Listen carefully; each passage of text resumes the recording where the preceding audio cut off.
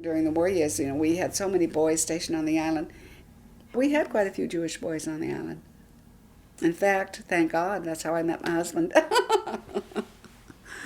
He wasn't stationed on the island, but my friend Henry was. Henry was stationed at Peaked Hill, and he was a very good friend of mine.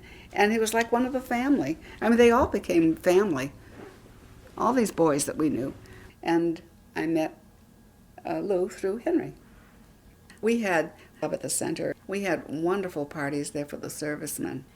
Gosh, Dottie and I, we decided to have a Las Vegas night, and I dripped candles. My mother almost threw me out of the house. I dripped bottles, candles.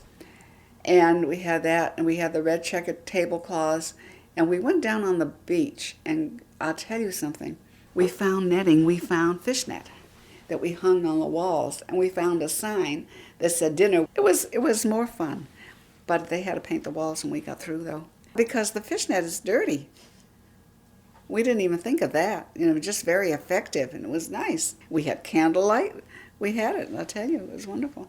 These were mostly Jewish servicemen that would come to the center? No, to the center? Not really, but we tried to because they had no place to go. They had absolutely no place to go. But if anybody else, any of the other fellows wanted to come, it was fine. Well, the truck would come down from Peaked Hill, down to Vineyard Haven at certain hours, and then they'd have to run down and pick it up and go back. And I know that some nights when some of the fellows couldn't make it, I remember a few nights that Dottie and I went up to Peaked Hill at night to bring them their goodies. Because, if we knew, we saved our ration tickets. We'd get corned beef and bologna and all that sort of stuff that they like. And we know you have to prepare in advance for all these things. So I remember going up there, no lights, just pitch black, and delivering stuff to them. Anne was so funny. I had been in New York for 3 weeks, and she called me. She said, Alice, we've got men. I said, what? She said, the Army. I said, oh. Then it was nonstop, either at the house or wherever. We had a progressive dinner party one night. We started with one house, then you go to another house, then you go to another house. There was always something going on. But you had to make your own good time. You didn't have anything handed to you on a silver platter. I got involved with the Red Cross. I was doing a lot of knitting and stuff. And then, of course, the rolling the bandages. There were just so many things to do. We had the house on the corner of William and Church Street, diagonally across from the church. And that was used as like Red Cross headquarters at the time. The USO being right next to Chronics? It was in one of the buildings, yeah. That's what it looked like. It's so wonderful. Right. Oh, yeah. It had a tin ceiling. Mm-hmm.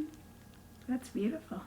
Windows up on top, ping pong table. Oh, they had everything for them.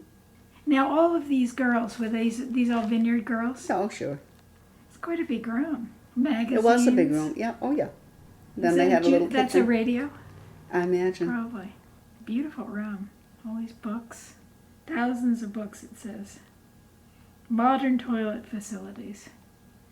Weekly movies. Let's see, who was head of it? It was Laura Johnson. There was a Faye Newman from Chilmark. That's Jane Slater's mother. She was very involved. Dorothy was very involved. And they had all kinds of things going there. Programs, morning, noon, and night. And the boys always found a home. Every so often, they'd come over from Camp Edwards. And they'd have basketball games. I don't know what kind of games. So Dottie and I would get up very early in the morning and have to go through all those sleeping guys and make breakfast. We'd make breakfast for them. The fellows, they would stay right at the USO. They'd put up cots, and they would stay right there.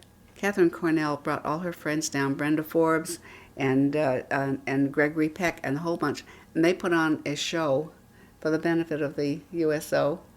And they had all kinds. They had dances. There was something going all the time, and there were a few marriages out of that too. Were your parents? Were they worried about you with all these young men around them? No, not at all, not at all.